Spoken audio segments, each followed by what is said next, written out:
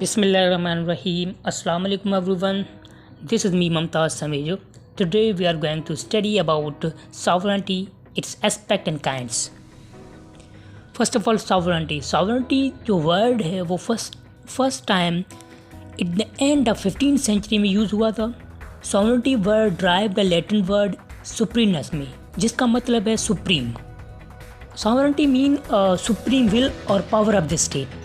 ठीक है. Now definition. Different political scientists ने definition दी है sovereignty की.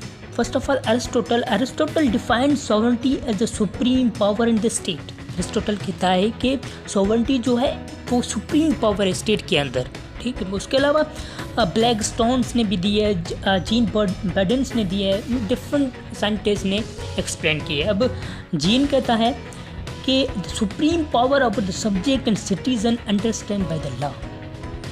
तो जैन भी यही कहता है कि ये एक सुप्रीम पावर है over the subject and citizen जो अंडरस्टैंड बाय द लॉ. ठीक है.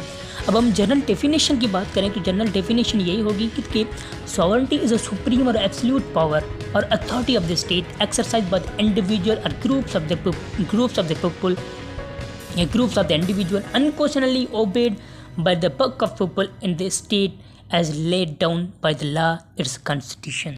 ये एक जनरल डेफिनेशन है, आप एग्जाम में लिख सकते हैं. ओवरऑल मतलब जो भी साइंटिस्ट हैं, अलग अलग साइंटिस्ट, पॉलिटिकल साइंटिस्ट ने तो डेफिनेशन दी गई है, तो उन सब का सम है. मतलब ये पूरी डेफिनेशन आप किसी भी एग्जाम में लिख सकते हैं. ठीक है.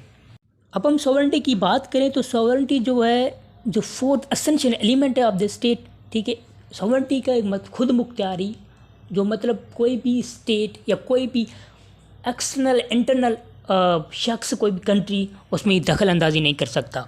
तो सॉवरेंटी जो है वो खुद मुख्तियारी है. कोई अगर सॉवरेंटी है तो स्टेट है, सॉवरेंटी नहीं है तो स्टेट नहीं है.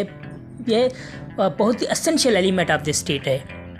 Sovereignty supreme authority of the state जो कि स्टेट के इंटरनल अफेयर में हो सकती है, एक्सटर्नल में भी या फॉरेन रिलेशन में हो सकती है.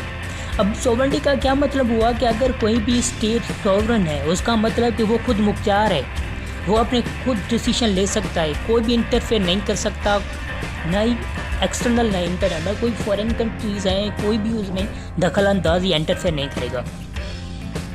किसी भी स्टेट के मतलब पॉलिटिकल अथॉरिटी या टेरिटरी के वो खुद डिसीजन ले सकते हैं. In the state government has authority to make the decision on territory या जोग्राफिकल लैंड. वो जोग्राफिकल लैंड उसकी ज़मीन है, उसको वो डिसीजन ले सकता है, किसी किस्म के भी डिसीजन ले सकता है. मतलब कोई भी दखल अंदाजी इंटरफेयर नहीं कर सकता. तभी तो सॉवरेंटी है, तभी तो वो स्टेट है. अगर कोई भी दखल अंदाजी करेगा इट मीन उसकी सॉवरेंटी नहीं है. उसके पास एक्सक्लूसिव कंट्रोल होगा. कोई भी स्टेट इस बात का राइट रखती है कि बीइंग ए सॉवरेन उसके पास कंप्लीट एक्सक्लूसिव पावर होगा कि वो कंट्री के अंदर किसी किस्म के जो भी फैसले हैं वो ले सकता है. अब दो एस्पेक्ट हैं सॉवरेंटी के, internal aspect and external aspect. Internal का क्या मतलब है कि किसी भी कंट्री के अंदर इनसाइड द कंट्री कोई भी डिसीजन है वो ले सकता है. इवन कोई इंडिविजुअल उसमें दखल अंदाजी नहीं कर सकता. कोई भी किसी किस्म के डिसीजन है वो ले सकता है. मतलब किसी को ऊपर लॉ मुनक़द करना हो, कोई भी कॉन्स्टिट्यूशन लाना हो, वो उस कॉन्स्टिट्यूशन ला सकता है. कोई भी इंडिविजुअल या कोई भी शख्स उसके ऊपर दखल अंदाजी नहीं कर सकता.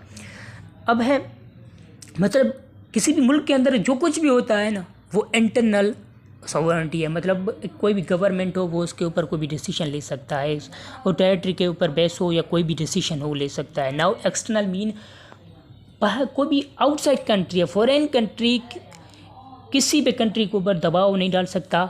मतलब वो किसी किस्म के हमले वगैरह नहीं कर सकता. मतलब वो दबाव नहीं डाल सकता, उसके ऊपर हुक्म नहीं चला सकता. जैसे कि हम फ़लस्तीन की बात करें तो फ़लस्तीन वो क्या है कि वो एक स्टेट नहीं है. स्टेट क्या इन दैट सेंस में यूनाइटेड नेशन ने उसे तस्लीम नहीं किया है. वो इसलिए कि जो भी इसराइल है, ठीक है, इसराइल उसकी टेरिटरी, उसकी सॉवरेंटी वो किसके हाथ में, इसराइल के हाथ में है. ठीक है.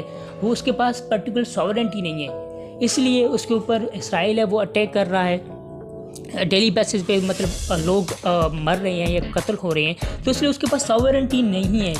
दैट्स वाई जो इसराइल है जो उस पर हमला कर रहे हैं, उसकी जो भी टेरिटरी है, लैंड है, वो सेफ़ नहीं है, पीसफुल नहीं है.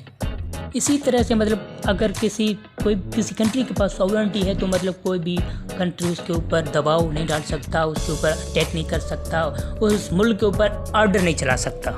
ठीक है, नाउ टाइप्स ऑफ और काइंड्स ऑफ सॉवरेनिटी। अब वो सॉवरेनिटी के अलग टाइप्स हैं। फर्स्ट ऑफ ऑल हम डिस्कस करते हैं टिटुलर या और नॉमिनल सॉवरेनिटी। अब नॉमिनल सॉवरेनिटी को टिटुलर सॉवरेनिटी भी कहा जा सकता है। अब A titular sovereignty is one who is sovereign only in the name, not in reality। अब इस किस्म की सॉवरेनिटी, इस किस्म की खुद मुख्तियारी जो सिर्फ बाय द नेम हो, नॉट इन रियलिटी, जिसके पास पावर हो सिर्फ नेम की, ठीक है, या सॉवरेनिटी हो सिर्फ नेम की, उसके पास रियल पावर ना हो।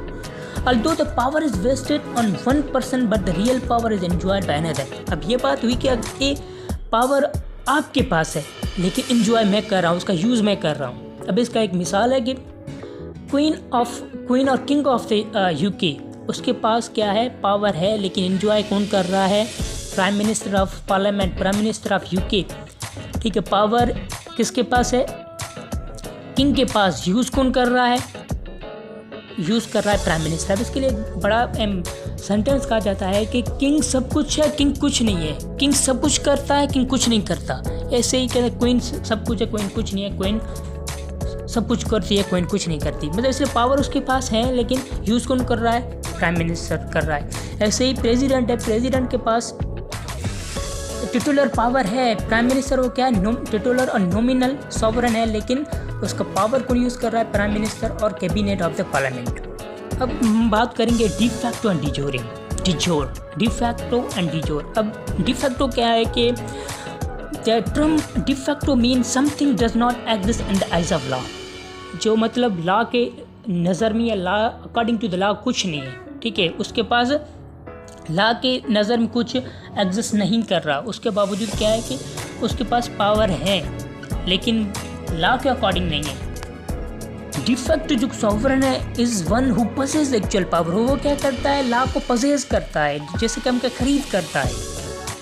लॉ के ज़रिए उसके पास कोई पावर नहीं है लेकिन क्या है, वो एक हम कहेंगे वो क्या करता है कि पसेस करता है। हमें इसका एक एग्जांपल है कि किंग है या रिलीजियस कोई भी हेड है, ठीक है, जैसे कि पहले यह होता था कि किंग किसी भी किस्म के ऑर्डर वगैरह चलाता था, मुझे किसी भी लॉ में ये नहीं लिखा हुआ कि किंग ये कर सकता है या किसी भी रिलीजियस ये कर सकता है, तो ये मतलब किसी लॉ में नहीं लिखा होता, मतलब बाय फैक्ट हो। डिफैक्टो मतलब नेम से ही पता है, by fact. And then de jure mean according to the law. यह लीगली होती है सॉवरेन, किसी भी किस्म मतलब बाय लॉ हो, अकॉर्डिंग टू ये लीगली हो, मतलब by fact, by law. De facto by fact था, अब de jure mean by law. De jure sovereign is one who consider to be sovereign in the eyes of law. मतलब टोटली उसके opposite है हम कह सकते हैं, ठीक है। उसका जो भी पावर है वो बाय लॉ होगा, वो बाय, इसमें क्या है कि the power is given to the one person. Power एक पर्सन को दिया जाता है, वो लीगली पावर होता है, ठीक है। जैसे कि प्रेसिडेंट है या क्वीन है, उसको पावर दिया जाता है, वो पावर लीगली होता है, वो किसी किस्म का डिसीजन ले सकता है। अब हम बात करेंगे अगर कोई भी कॉन्स्टिट्यूशन या लॉ अमेंड करते हैं या लाते हैं तो क्या है कि पहले पार्लियामेंट से होकर, सेनेट से होकर फिर कहाँ जाता है, ये फाइनली जो है वो उस पर जो साइन या सिग्नेचर होगी किसकी होगी, प्रेसिडेंट की होगी। तब प्रेसिडेंट ही उसको क्या करेगा, पास करेगा। ये लीगली पावर है उसके पास, अथॉरिटी है उसके पास। अब है कि popular sovereignty mean popular sovereignty is that type of sovereignty where the power lies in the hand of people. मतलब ये इस किस्म की सॉवरेनिटी है, खुद मुख्तियारी है, जिसकी सॉवरेनिटी किसके पास हो, जिसका पावर किसके पास हो, कि लोगों के हाथ में, किसी भी स्टेट के लोगों के हाथ में, ठीक है। इसका एक बेहतरीन मिसाल है democracy mean the government of the people for the people by the people. ये एक बेहतरीन मिसाल है, मतलब उस मुल्क के लोगों के पास सॉवरेनिटी हो, उनके पास खुद मुख्तियारी हो। इस मतलब मेंबर ऑफ द पार्लियामेंट कौन इलेक्ट करता है, लोग इलेक्ट करते हैं उसे। लोग उसे चेंज भी कर सकते हैं या उसे तब्दील भी कर सकते हैं, क्योंकि ये पॉपुलर सॉवरेनिटी इस किस्म की सॉवरेनिटी है जो लोगों के पास, लोगों के हाथ में सॉवरेनिटी हो। और उसके पास है रियल सॉवरेनिटी आप समझ सकते हैं by the name real sovereignty. The real sovereign actually पजेज the sovereign power. वो एक्चुअली सॉवरेन पावर पजेज करता है, उसके पास पावर होता है, ही is the one who has real power, ये वो है जिसके पास क्या है, रियल पावर हो। अब नेम से ही समझ सकते हैं he is the one who has real power, ठीक है। अब हम बात करेंगे लीगल सॉवरन। अब लीगल सॉवरन क्या है, the legal sovereign donate the supremacy in the term of formal law, ये he has a legal power only to make the law, इसके पास लीगल पावर है टू मेक द लॉ, ये वो है जो लॉ बनाता है, ठीक है। In any kind of public opinion हो या नॉर्मल लॉज जो हैं वो कौन बनाता है, वो made by the legal sovereign head. अब लीगल सॉवरन हेड वो ये लॉ बनाता है, ठीक है। The court of law only accept the power of legal sovereign person. अब लीगल सॉवरन पर्सन का ही कोर्ट ऑफ लॉ किसका लॉ या पावर एक्सेप्ट करेगी, लीगल सॉवरन पर्सन का, ठीक है। अब एग्जांपल ऑफ लीगल सॉवरन ये है कि किंग ऑफ इंग्लैंड है या president of India and Pakistan है, ठीक है। The main power of legal sovereignty is given to the president, किसको दिया गया है, प्रेसिडेंट को दिया गया है, ठीक है। And then in the last political sovereignty. Political sovereignty ये है कि behind legal sovereignty there is political sovereignty, ठीक है। लीगल सॉवरनिटी, अगर पॉलिटिकल सॉवरनिटी है, पॉलिटिकल खुद मुख्तियारी है, तभी तो क्या है, लीगल सॉवरनिटी है, ठीक है। To get the legal sovereignty we need to have a political sovereignty. Legal sovereignty के होने के लिए हमें क्या होना चाहिए, पॉलिटिकल सॉवरनिटी, खुद मुख्तियारी होनी चाहिए। डेमोक्रेटिक स्टेट है, वहाँ क्या है, legal sovereignty is supreme law making, ठीक, पावर, वहाँ क्या है, legal sovereignty supreme law making power है देर, ठीक है। There is a behind it another sovereign whose will is the ultimate and final source of the authority. तो यही है पॉलिटिकल सॉवरनिटी, जहाँ मतलब पॉलिटिकल सॉवरनिटी होगी वहाँ ही लीगल सॉवरनिटी होगी। Legal sovereign power is achieved by the political sovereignty. अब legal sovereignty किस लिए अचीव की जाए, किसके जरिए अचीव की जा सकती है, पॉलिटिकल सॉवरनिटी के जरिए, ठीक है। This was all about the sovereignty, it's aspect and kinds. Thank you very much.